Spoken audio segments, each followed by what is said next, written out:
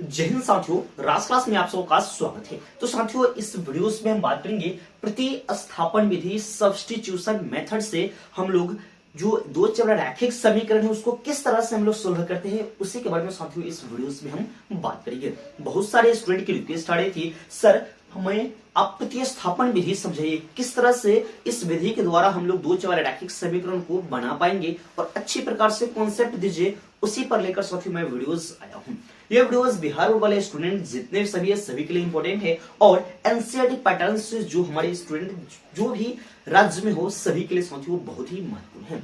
ये वीडियोस बहुत आपकी कमाल की होने वाली है। अगर जब आपको मैथ समझ में नहीं आती है तो आप एक सही चैनल पर आए हैं, आपको पूरा बिल्कुल समझाने का मैं पूरा से पूरा कोशिश करता रहता हूँ साथियों। ठीक है, तो हम बात करेंगे प्रतिस्थापन विधि। बिहार बोर्ड वाले जो स्टूडेंट है क्लास 10th में, उन्हीं के लिए बहुत ही स्पेशल वीडियोस है। तो प्रतिस्थापन विधि से कोई भी जो समीकरण है दो चर रैखिक समीकरण, उसको हम लोग किस तरीका से बनाएंगे साथियों उसको समझिएगा। होता प्रतिस्थापन का मतलब क्या होता है? प्रतिस्थापन का मतलब थोड़ा सा आप लोग डिफाइन में कर देता हूं, समझ लीजिएगा। प्रतिस्थापन का मतलब होता है कि एक वस्तु को किसी दूसरे वस्तु के साथ मिलाना, कॉम्बिनेशन कराना, यानी प्रतिस्थापित करना, दूसरे के जगह पर ले जाना। यानी करेंगे क्या हम लोग, जो समीकरण फर्स्ट है उससे हम किसी x या y का वैल्यू निकालेंगे और कहां पे रखेंगे, जो समीकरण सेकंड हम लोग माने हैं उसमें उसका वैल्यू रखेंगे, तो हमारे यह बन जाएगा यह प्रश्न। ठीक है साथियों, देखिएगा पूरा कुछ समझ में आ जाएगा। तो सॉल्यूशन में पहले हम समीकरण को लिख लेते हैं, 2x प्लस 3y बराबर 11। इस समीकरण हम पहला ले लेते हैं। होता क्या है, जो दो चर रैखिक समीकरण, इसमें दो समीकरण दिए रहते हैं जिसको हम लोग पहला और दूसरा के पर लेकर इसको हम लोग बनाते हैं। ये पहला समीकरण है और दूसरा समीकरण है 2x माइनस 4y बराबर माइनस में कितना है मेरे दोस्त, तो माइनस में 24 है।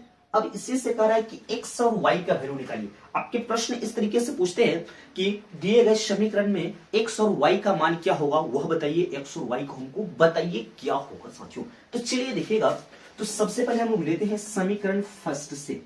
आप किसी भी समीकरण से ले सकते हैं, समीकरण फर्स्ट लीजिए या समीकरण सेकंड लीजिए, बात सब बराबर होने वाला है। तो समीकरण फर्स्ट से लेते हैं, क्या है, 2x प्लस 3y बराबर कितना है, तो 11 है। तो मेरे दोस्त यहाँ पे समझेंगे, यहां से हम x का वैल्यू निकाले या y का वैल्यू निकाले, दोनों सही है।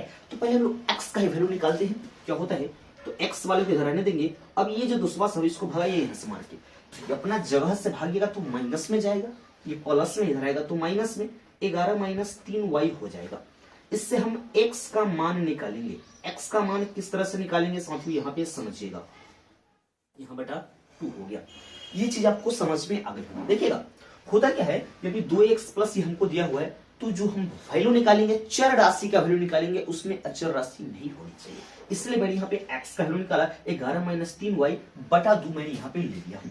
अब हमको करना क्या है, जो हमारे पास x का जो वैल्यू निकाले है उसको रखना है, प्रतिस्थापित करना है। यानी प्रतिस्थापन विधि का नाम ऐसे तो था, इसका मतलब होता है प्रतिस्थापित करना, इसलिए इस विधि को हम लोग प्रतिस्थापन विधि के नाम से जानते हैं। इसका मतलब कि x का वैल्यू को किसी दूसरे समीकरण में प्रतिस्थापित करते हैं, इसलिए इसको प्रतिस्थापन विधि भी कहते हैं साथियों। तो चलिए यहाँ पे हम लिखेंगे, क्या लिखेंगे कि x का मान समीकरण सेकंड में क्या करेंगे, तो रखने पर। अब देखिएगा, तो हम लोग पहले समीकरण सेकंड को लिख लीजिए। ये आपको समझाने के लिए मैं पूरे एकदम वैसिक से इसको तोड़ तोड़ कर मैं समझा रहा हूं। कितना है, 2x प्लस 4y बराबर में कितना है, तो माइनस में 24 है। तो मेरे दोस्त यहाँ पे हम लोग देखें कि x का वैल्यू हमारे पास दिया है, इसी वैल्यू को जहां जहां x है वहां पे मान रखिए। यहाँ तो 2x है, हमको तो x की जगह पर रखना है, क्या रखेंगे, 11 माइनस 3y और बटा में क्या रखेंगे, तो 2, इसका वैल्यू को हम लोग रख लेंगे। ये हो गया। फिर माइनस में कितना है, माइनस में 4y बराबर माइनस में क्या है, तो 24 हो गया। अब देखिए ये 2 से 2 कैंसिल हो जाएगा, कटने वाला हो तो काट लीजिए, नहीं तो कोई दिक्कत नहीं है साथियों, काट लिया मैंने।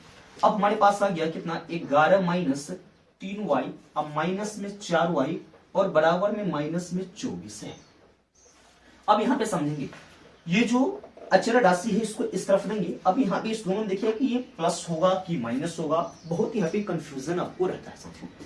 तो यह देखने का है, मैं आपको समझाया हूँ, किसी वीडियोस में समझाते रहता हूँ, हर एक वीडियोस में लगभग चिन्ह समान रहेगा तो उसको आप जोड़ लीजिए, ठीक है, और चिन्ह असमान रहता है तो उसको आप घटा लीजिए। तो देखिएगा इस दोनों का चिन्ह समान है, वह चिन्ह प्लस हो या माइनस हो उससे मतलब हमको नहीं है, चिन्ह समान है, इस दोनों को जोड़ लीजिए। कितना है -3 माइनस में 7, तो पहले तो 4, तो हम लोग इसको जोड़ लिए 7 हो गया। दोनों का चिन्ह देखिए क्या है, दोनों माइनस में तो माइनस में लिखेंगे, प्लस में रहता तो हम लोग प्लस में लिखते हैं। अब यहाँ देखिएगा ये 11 इस साइड प्लस में इधर लाएंगे तो माइनस में हो जाएगा, लेकिन पहले से -24 है, इधर आ गया माइनस में 11, तो -7y बराबर दोस्त फिर देखिएगा दोनों का चिन्ह समान है, तो हम लोग क्या कर लेते हैं, दोनों को जोड़ लेते हैं, तो माइनस में क्या आता है, तो 35 आ जाता है। अब यहां से हमको किसका वैल्यू निकल जाएगा, तो y का मान निकल जाएगा। क्या आ गया, तो -35 और बटा के -7, आप जानते हैं कि 7 पंचे क्या हो जाता है 35, तो जो हमारे पास y का मान आ गया वह कितना आ गया।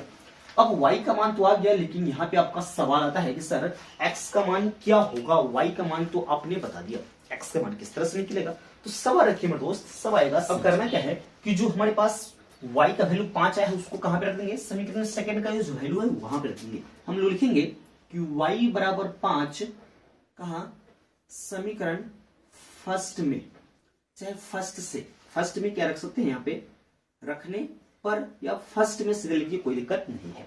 तो हमारे पास जो x का वैल्यू है क्या है, कितना 11 - 3y और बटा में कितना है, तो 2 है, तो इसीलिए x का जो वैल्यू हमारे पास आ जाएगा 11 - 3 गुना y के जगह पर मेरे दोस्त कितना रखे, हम लोग 5 रखे हैं, और बटा क्या हो जाएगा, तो बटा 2 हो जाएगा।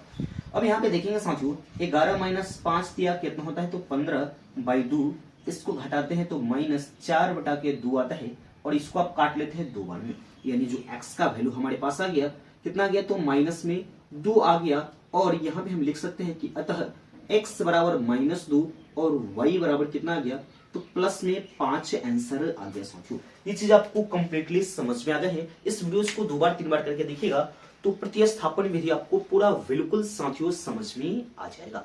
अगर आप हमारे चैनल पर नए हैं तो चैनल को सब्सक्राइब कर लीजिएगा, बेल नोटिफिकेशन ऑन कर लीजिएगा, ताकि मैं वीडियो का नोटिफिकेशन दोस्त सबसे पहले आपको इसी प्रकार से मिलता रहेगा। मैथमेटिक्स से रिलेटेड पूरी वीडियोस मैं दूंगा, और बिहार बोर्ड का पूरा कंप्लीट आपको वीडियोस मिलेंगे साथियों। ठीक है, तो मिलते हैं नेक्स्ट वीडियो में, तब तक के लिए जय हिंद।